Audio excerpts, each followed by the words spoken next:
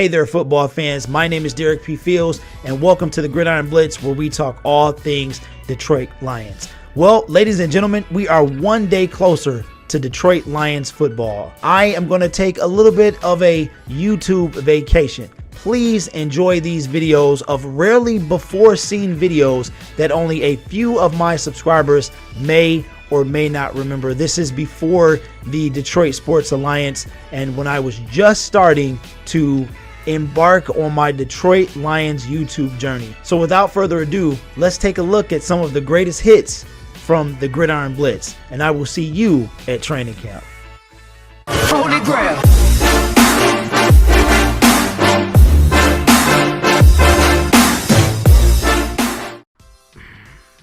This is the part that really starts to frustrate me about, and I thought I was going to do more looking at the depth chart, but I'm not, so I apologize for that.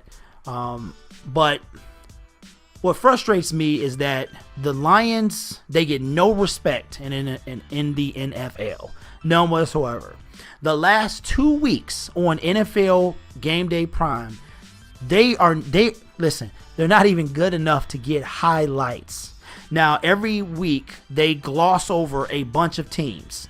They group all the games together in this montage of games. It's called We Play for This or We Live for This, something like that. So the Lions made We Live for This. That was it. They weren't worthy enough to have actual highlights. They don't even talk about the Lions on Game Day Prime. They don't talk about the Lions, period, in the NFL. I'm sorry, it is hot. These lights are really hot, and the heat is on in my house, so it's like a double whammy. So this game was huge. Now let's look. So what I was going to say was Matthew Stafford is moving down the field, and oh my goodness, throws a pick. Now, had he actually made that pass and turned that into a touchdown, it would have been, I want to say 14-21 or something like that. I can't remember where the box, I should have wrote that down, but I didn't. So the Lions had their chances. They got the ball back after the first half. They went down and they could have scored early in the fourth quarter. I think it would have been 21-14 at that. So they had opportunities, but their red zone offense is terrible. So Matthew Stafford throws a pick. And then last but not least, the Lions. Now listen. The Lions have terrible run defense. Not even Snacks helped out this week. But how fitting is it that, oh boy, came across this. How fitting is it that the Lions get ate up by the punter of the Seattle Seahawks. Runs from the back of the end zone. He runs along the white line for about 20 yards. Runs out of the end zone for another 10, and then picks up 11 when he comes out of the end zone. What is going on? Now, yes, it wasn't up the middle. It was a fake, but Pete Carroll is known for this stuff. The Lions could have, they would have had to still kind of pull off a miracle to win, because I think they were still down by 2 at this point. But come on, man. You know that show? Come on, man. That's what this was. So, how bad was today's loss? All right. Believe it or not, the Lions were actually, they had the Lions winning this game.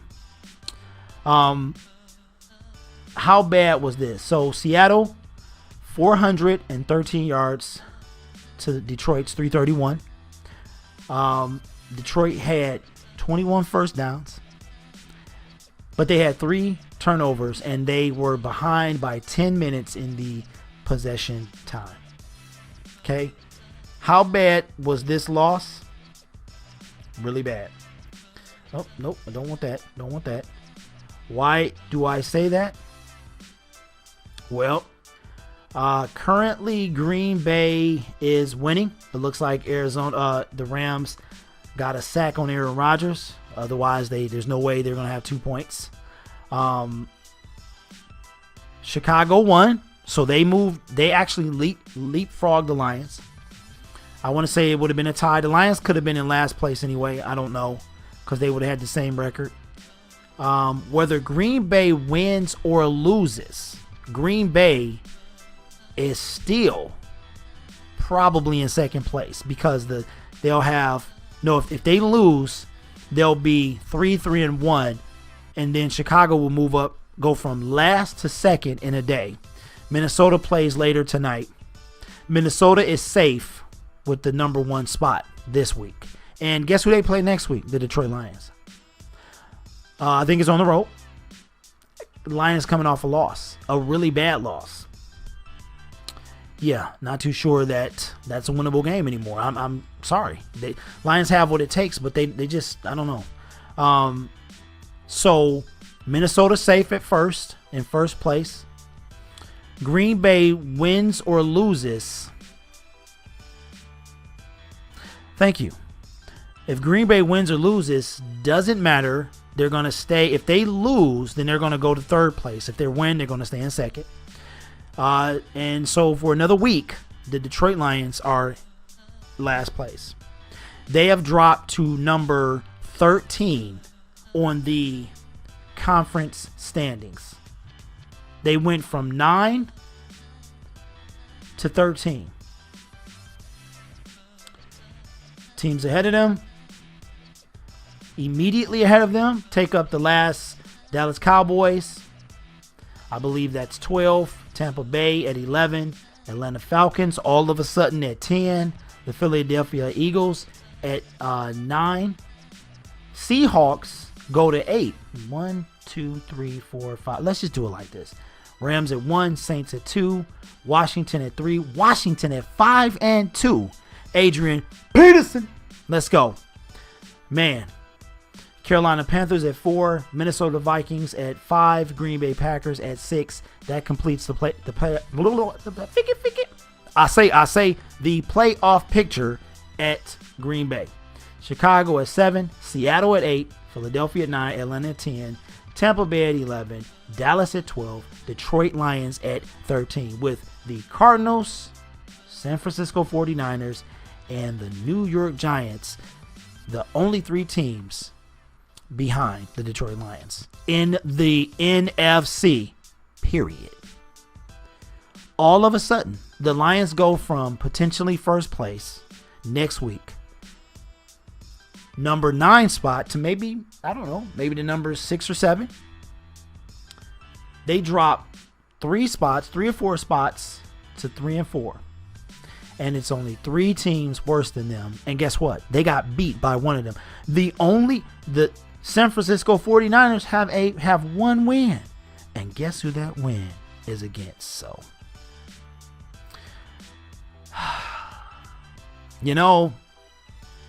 it could have been worse. The Lions win before the bye week. They win after the bye week.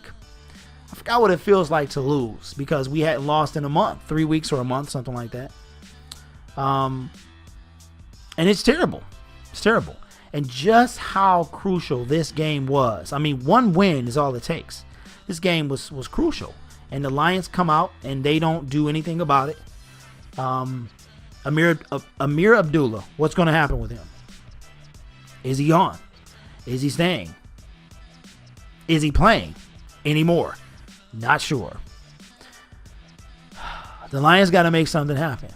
Tease Tabor, Nevin Lawson. I can't even say nothing after that.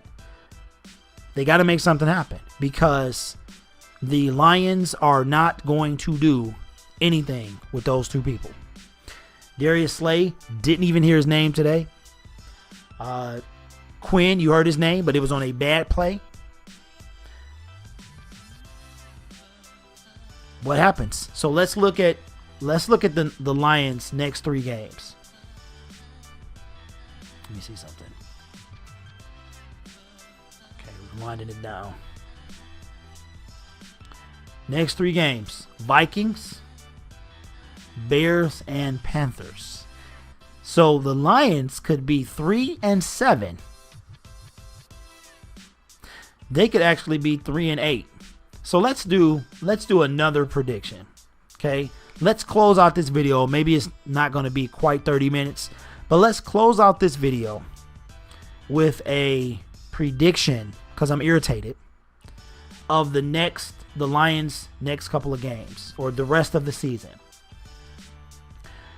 Vikings, Bears, Panthers, Bears, Rams, Cardinals, Bills, Vikings, Packers. Now let's take out the any given Sunday scenario.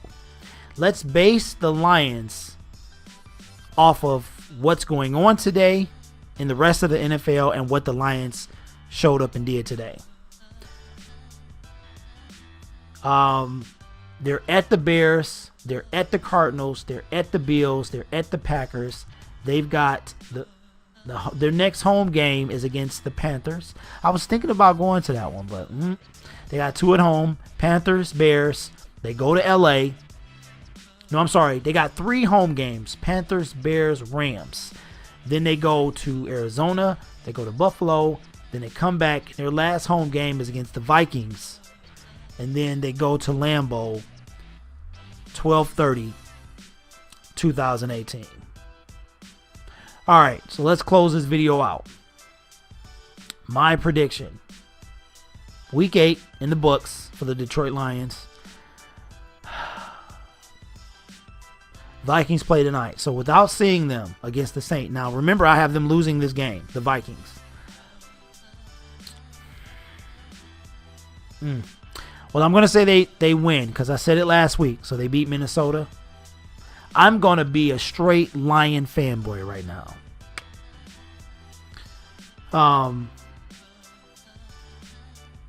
They beat the Vikings.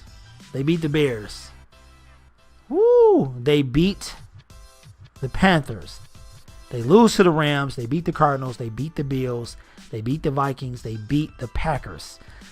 Fanboy, baby. Yeah, I'm not sure. Now, remember that the Lions were predicted to win 4 games. I had heard that Mike Valenti has them winning more than 8 games before today's game.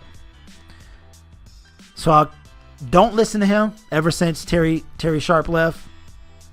I think it's Terry Sharp. Doesn't sound right. Ever since Terry left, don't really listen to him. I caught into that show one time too. It was pretty cool. But I'm curious to know what he's going to say. If anybody watches this video and heard that, what he has to say, please let me know. I don't have time, nor do I feel like listening to that man. So, man, bold prediction. It's not looking too good. Fanboy prediction. The Lions win them all. Oh, I'm so sad. I'm so sad right now. Charging down the field, the Lions they yield. They could have got it done. Man, they should have won.